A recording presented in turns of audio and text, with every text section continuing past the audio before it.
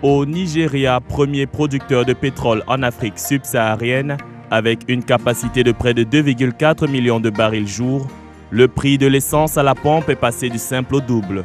La population qui vit avec moins de 2 $ par jour a vu le prix du pétrole passer de 65 naira, soit 0,30 €, à 140 naira, donc 0,66 €.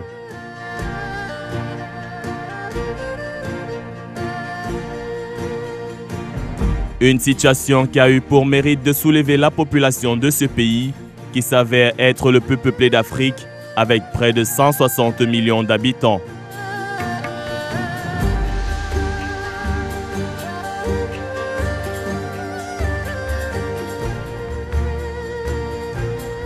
Le gouvernement de la République explique cette flambée du prix du pétrole par une suppression des subventions gouvernementales sur le carburant dans le but de réduire la pauvreté dans le pays.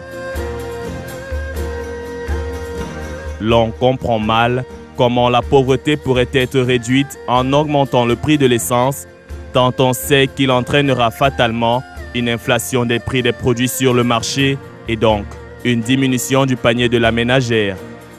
Il pense que nous sommes stupides, dit cet homme, mais nous ne le sommes pas. Nous sommes des Nigérians responsables et nous disons ce que nous pensons haut et fort.